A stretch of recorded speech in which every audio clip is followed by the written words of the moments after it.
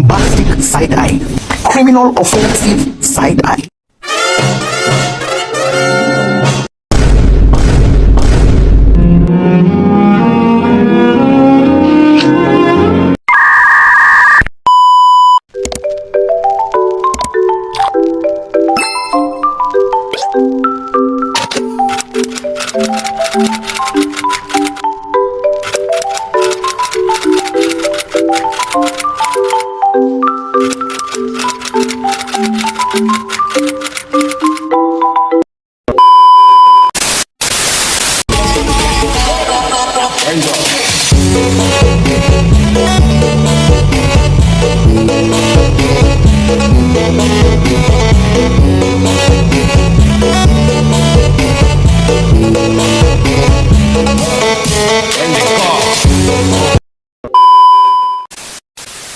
Baiklah, kita masuk ke pertanyaan yang pertama.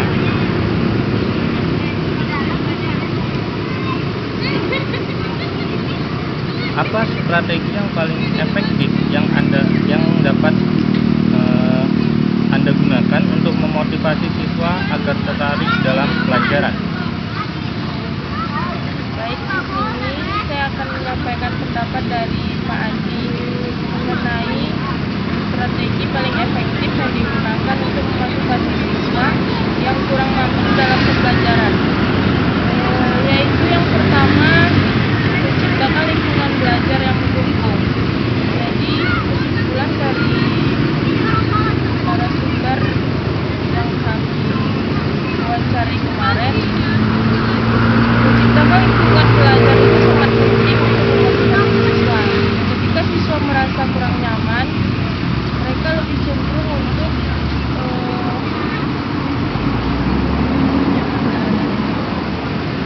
ketika siswa merasa nyaman dan didukung, mereka lebih cenderung untuk berpartisipasi aktif dalam pembelajaran. Terus kemudian memberikan umpan balik yang positif, fokus pada kemajuan yang telah dicapai siswa, bukan hanya pada akhir yang dihasilkan oleh siswa. Ya, itu menurut pendapat dari Ibu Mirna.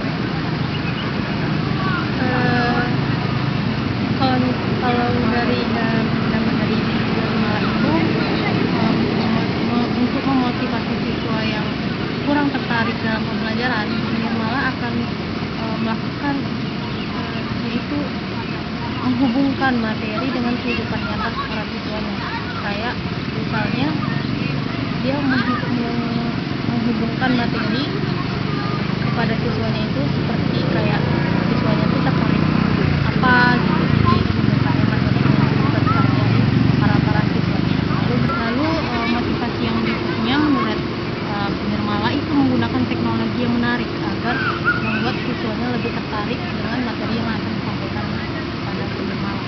Lalu berikutnya memberikan penghargaan dan umpan balik, seperti memberi reward buat siswanya agar siswanya lebih bersemangat. Itu menurut pendapat Nirmala. Jadi dengan menggabungkan beberapa materi dan strategi tadi, Nirmala itu bisa membantu siswa menggunakan motivasi dalam pembelajaran mereka dan meningkatkan minat mereka terhadap materi yang diajarkan. Baik, selanjutnya itu dari pendapat lisensi. Ini ada beberapa poin yang beliau sampaikan terkait dengan motivasi, cara kita untuk memotivasi siswa yang kurang tertarik dalam belajar. Yang pertama itu menurut beliau, kita dapat melakukan yaitu membangun hubungan personal antara seorang guru dengan siswanya. Nah, kita dapat mengenali minat dan kebutuhan siswa tersebut supaya siswa lebih termotivasi ketika mereka merasa dirinya dipahami dan dihargai. Kemudian kita dapat melakukan hal yang sama seperti yang disampaikan oleh Bu Nirmala, itu kita dapat mengaitkan materi pembelajaran dengan kehidupan nyata. Kita dapat memberikan contoh yang memang real terjadi dalam kehidupan nyata, kita sangkutkan dengan materi yang ingin kita sampaikan.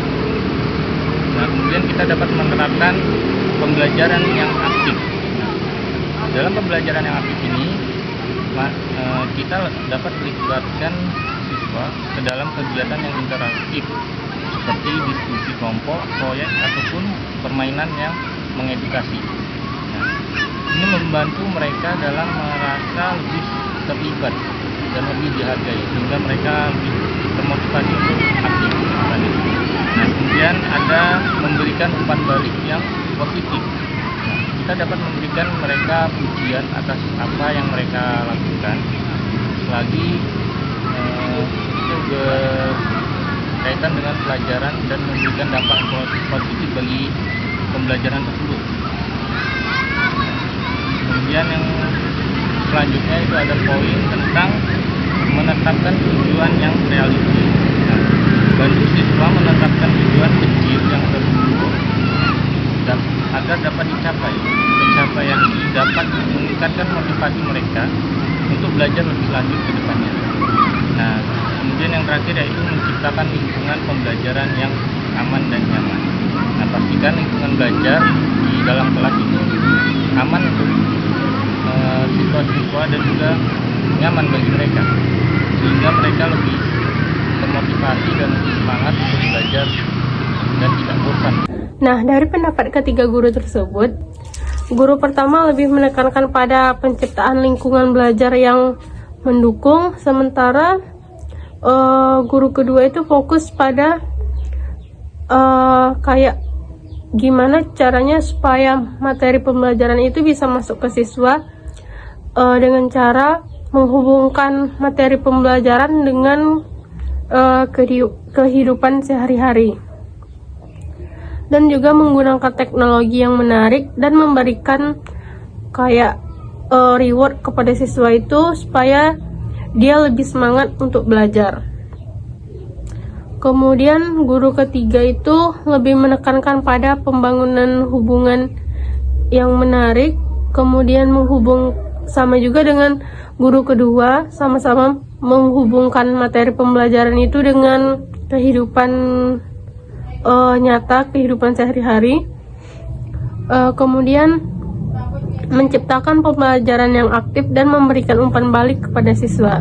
Nah, meskipun tujuan mereka sama dalam menciptakan pembelajaran yang efektif, namun pendekatan dan prioritas yang mereka gunakan itu dapat sedikit berbeda. Lanjut kita ke pertanyaan yang kedua.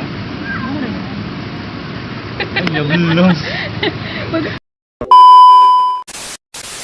Sama seperti pendapat dari Pak Andi, Guru juga mengatakan bahwa penilaian yang efektif dalam pembelajaran akademik itu melalui tes dan kuis.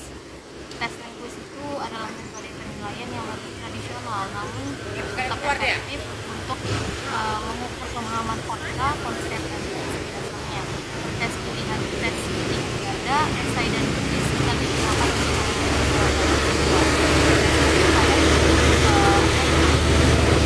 melakukan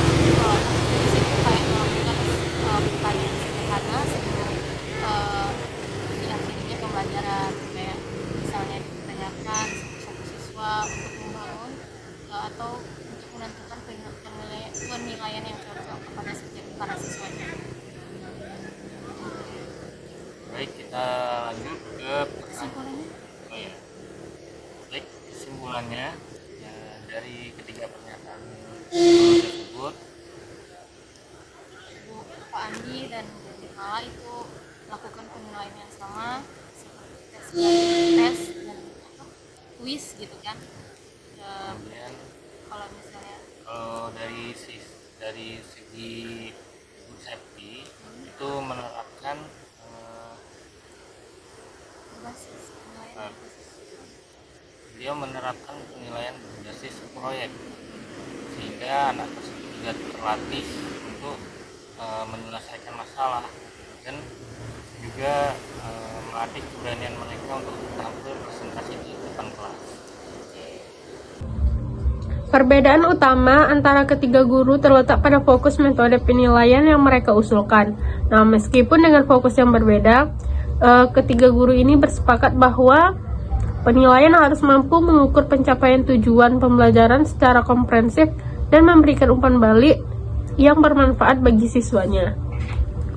Kita lanjut ke pertanyaan selanjutnya. Nah, bagaimana cara guru menangani siswa yang tidak sesuai dengan nilai-nilai yang berlaku di sekolah? Baiklah, di sini saya akan menyampaikan pendapat dari Pak Andi, yaitu menangani siswa yang tidak sesuai dengan nilai-nilai sekolah. Yaitu Pak Andi mengatakan kita tuh harus melakukan komunikasi terbuka dan jelas terhadap siswa tersebut. Tujuannya itu agar siswa itu memahami pentingnya nilai-nilai yang diterapkan di sekolah dan dampaknya terhadap perkembangan mereka. Misalnya ada siswa yang berperilaku tidak sesuai dengan nilai-nilai sekolah, maka guru tersebut bisa memanggil siswa itu berbicara langsung, menanyakan kenapa, ada masalah apa, atau dari situ guru dapat memberikan masukan terhadap siswa tersebut. Ya, lanjut. Selanjutnya itu pernyataan dari Bu Septi. Septi memberikan pernyataan di mana terkait dengan bagaimana cara menangani siswa yang tidak sesuai dengan nilai-nilai yang berlaku di sekolah. Cara yang pertama itu kita dapat melakukan penerapan, yaitu pemahaman dan melakukan pendekatan empati terhadap siswa tersebut. Nah, dengan cara yaitu mendengarkan mungkin unek-unek ataupun curhatan yang ada di dalam hati siswa tersebut, sehingga kita nanti dapat melakukan penilaian. Selanjutnya itu dapat untuk mengidentifikasi masalah yang terjadi pada siswa tersebut. Nah, setelah kita mendapatkan setelah kita melakukan hal tersebut dan mengidentifikasi masalah yang terjadi pada tersebut, kita dapat melakukan komunikasi dengan orang tuanya. Nah, sehingga guru dan orang tua dapat memberikan solusi dan melakukan tindakan yang tepat terhadap anak tersebut. Nah, itu pernyataan dari Bu Nirmala.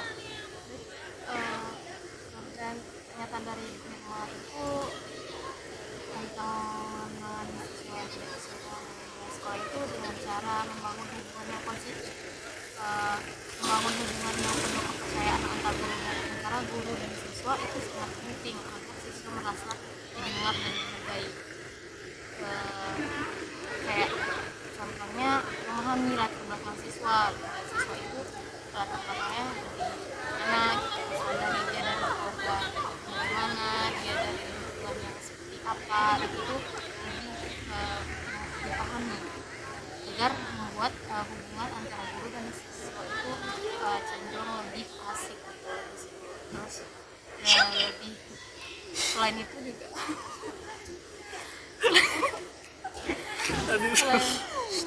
selain itu juga dari memahami minat mereka, apa saja tantangan yang mereka hadapi, jadi bisa dimulai dari hal-hal kecil tersebut.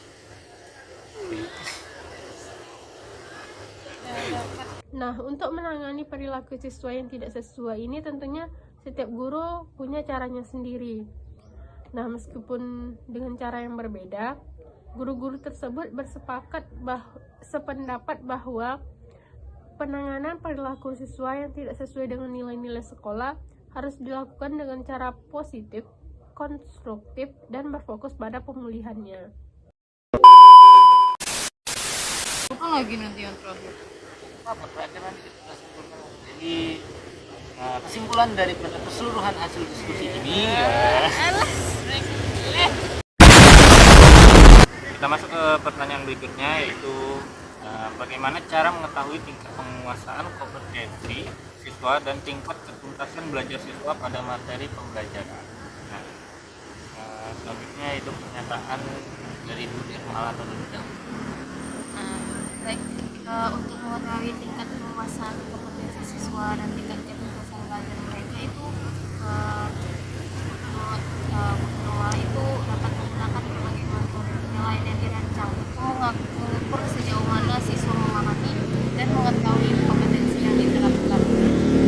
Salah satunya itu caranya dengan tes ujian. Tes dan ujian itu menilai sejauh mana siswa itu menguasai materi dan mencapai kompetensi yang diharapkan. Cara tesnya itu ada namanya tes formatif, tes sumatif. Untuk mengetahui tingkat penguasaan kompetensi siswa dan tingkat ketuntasan belajar, yang dapat kita lakukan sebagai guru itu adalah dengan melakukan analisis data pembelajaran.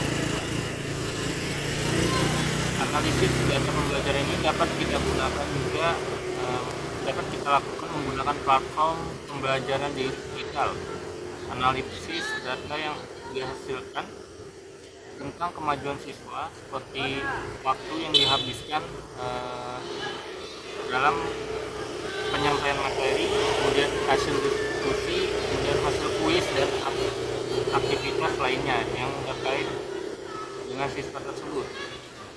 Selanjutnya itu beliau juga mengatakan kita dapat melakukan juga diskusi dan tanya jawab. Dengan sesi diskusi kita dapat mengadakan diskusi untuk kelompok sehingga kita dapat mengetahui pemahaman siswa berdasarkan kontribusi mereka dalam diskusi tersebut. Jadi siswa yang aktif dalam diskusi tersebut berarti mereka memiliki pemahaman akan materi yang lebih banyak. Kemudian siswa yang kurang aktif dalam diskusi tersebut, kita dapat menyimpulkan bahwa mereka kurang paham terhadap materi pembelajaran yang disampaikan. Selanjutnya itu pernyataan dari Pak Andi. Dari pendapat Kak Andi, itu bisa melakukan penilaian diri terhadap siswa. Jadi tujuannya untuk membantu siswa mengevaluasi sejauh mana mereka itu merasa menguasai materi dan mengenali area yang perlu mereka perbaiki. Yaitu caranya siswa itu diminta untuk mengisi formulir atau penilaian diri tentang sejauh mana mereka menguasai tujuan pembelajaran. Lalu siswa juga bisa diminta untuk mencatat hal-hal yang mereka anggap sulit atau yang perlu diperbaiki serta merencanakan langkah-langkah untuk meningkatkan pemahaman mereka. Masing-masing memiliki cara sendiri, mulai daripada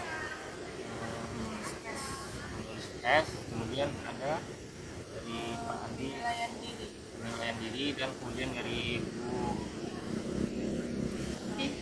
Septi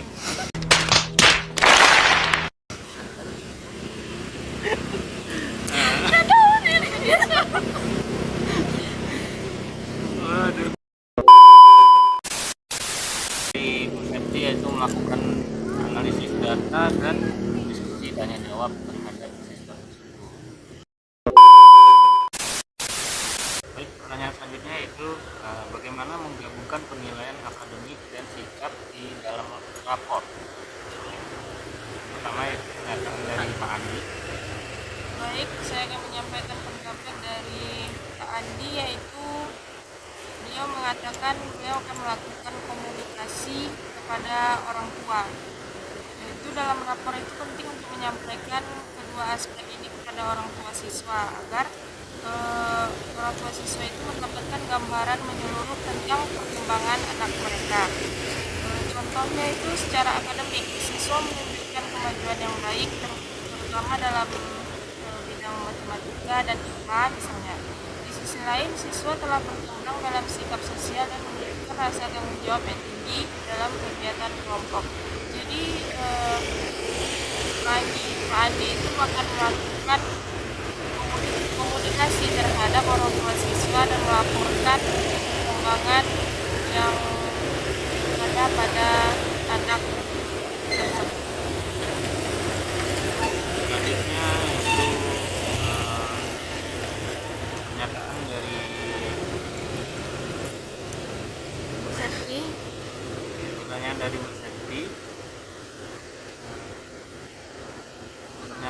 beliau yaitu terkait dengan menggabungkan penilaian akademik dan sikap di dalam rapor.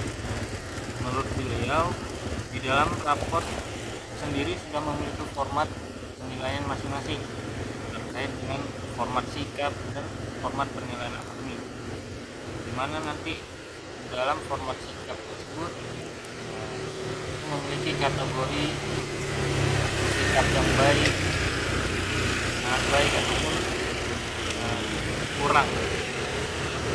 Dari situ nanti kita dapat memberikan nilai sesuai dengan sikap tersebut, bagaimana kesehariannya, bagaimana sikap mereka dengan temannya ataupun dengan gurunya. Kemudian bagaimana dengan terkait dengan sekolah Islam, bagaimana kegiatan mereka ibadahnya saat di sekolah atau di rumah, dan berkaitan juga dengan diskusi terhadap orang tua tadi, sehingga kita dapat mengetahui kegiatan anak tersebut sehari-harinya bagaimana. Selanjutnya pernyataan dari Bu Nirmala. Baik, dalam menggabungkan penilaian akademik dan sikap siswa dalam rapor dan laporan perkembangan siswa itu perlu adanya bantuan dari komentar orang tuanya, sertakan ruang untuk komentar orang tua tentang perkembangan anak mereka, baik terkait akademik maupun sikap, serta bagaimana mereka mendukung perkembangan anaknya.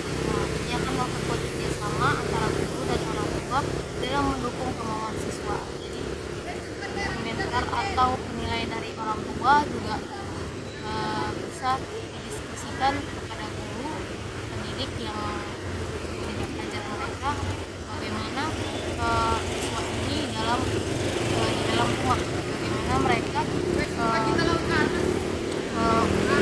dan bagaimana mereka dalam anak.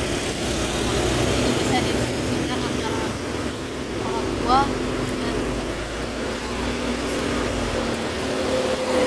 dan ini masih bisa dari sana lah.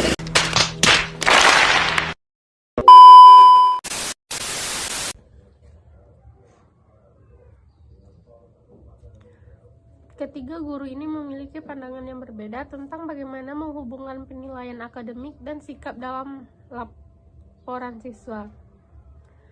Ada cara mereka sendiri untuk menilai bagaimana sikap siswa-siswa tersebut.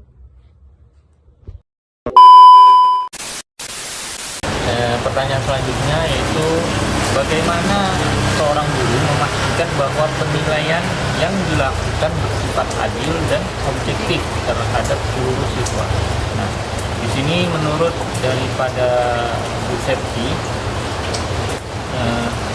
untuk memastikan penilaian itu adil dan efektif, kita dapat melihat dan melakukan observasi terhadap anak tersebut. Nah, setiap anak itu memiliki kemampuan yang beda, jadi kita tidak bisa menetapkan penilaian yang sama terhadap siswa A dengan siswa B. Misalnya siswa A memiliki kemampuan, dia memiliki kelebihan dalam bidang matematika, sedangkan siswa B ini kurang mampu untuk belajar matematika. Nah, jika kita samakan penilaiannya, maka kesannya tidak adil karena siswa A ini memiliki kepintaran dalam matematika, sedangkan siswa B ini tidak. Jadi untuk penilaian secara adil dan objektif itu kita kembalikan lagi, kita lihat kemampuan dari masing-masing siswa tersebut. Selanjutnya pernyataan dari Bu Nirmala. Baik, sama halnya dengan yang dikatakan Pak Andi itu Bu Septi, bahwasannya untuk memastikan adil atau objektifnya itu bisa dimulai dari latihan soal, kayak bagian soal, ulangan, itu kan dapat penilaiannya dari hal tersebut. Jadi kalau dibilang adil atau objektif, adil atau enggak, itu tergantung siswanya, bagaimana siswanya dapat menjawab pertanyaan-pertanyaan dari latihan soal dan ulangan yang telah dilakukan oleh dilakukan oleh para pendidiknya. Selanjutnya itu pernyataan dari Pak Andi. Pendapat dari Pak Andi, beliau mengatakan bahwa dengan melakukan penilaian objektif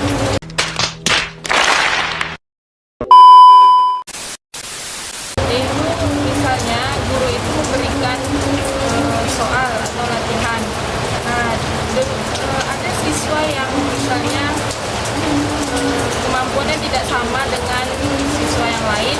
Nah, itu soalnya bisa dibedakan karena kalau mengikuti soal dengan teman-temannya yang lain itu kan dia tidak mampu untuk menjawab. Nah, supaya adil itu guru itu memberikan soal yang berbeda atau soalnya itu tingkatnya itu lebih mudah, tapi nilainya tetap berbeda gitu. Tidak sama walaupun dia betul semua jawabannya, tapi nilainya tidak sama dengan teman-teman yang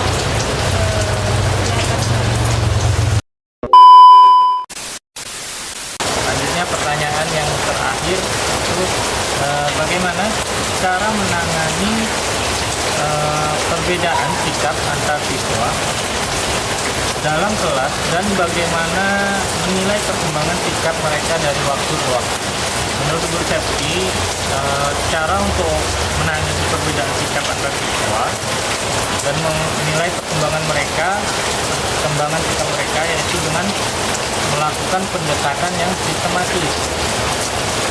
Pendekatan tersebut itu dapat dilakukan dengan cara yang pertama yaitu dengan menciptakan lingkungan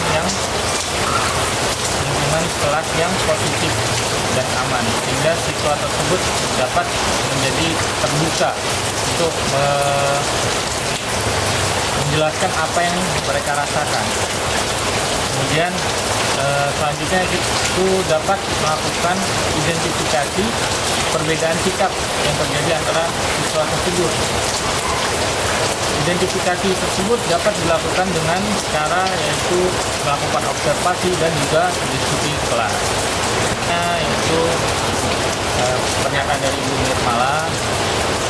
Baik, kesimpulan yang saya dapat dari pendapat Nirmala itu menangani perbedaan sikap antar siswa dalam kelas itu salah satunya menerima perbedaan dan keberagaman antar siswanya. Menghargai perbedaan sikap, pandangan, dan gaya belajar siswa itu dapat memberikan ruang bagi mereka untuk mengekspresikan diri dalam cara yang positif dan saling menghormati. Dengan menghargai perbedaan sikap mereka itu, mereka lebih cenderung terbuka dan lebih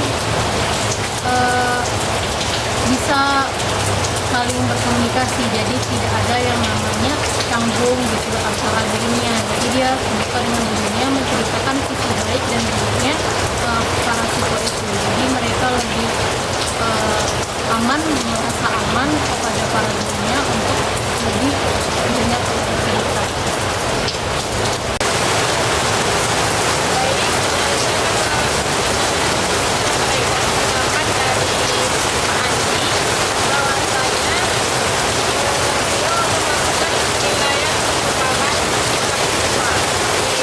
Beliau akan melakukan pengamalan terhadap perilaku, interaksi, dan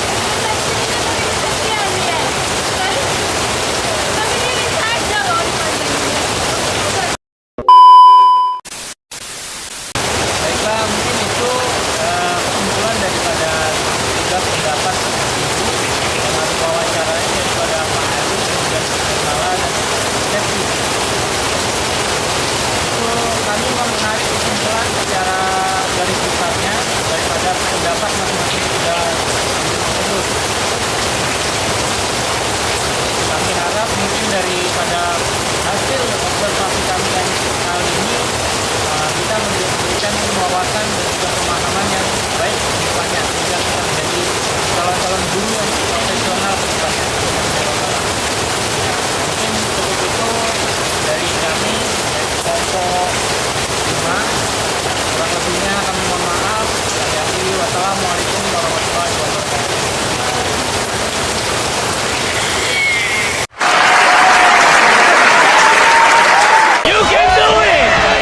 Audio Jungle.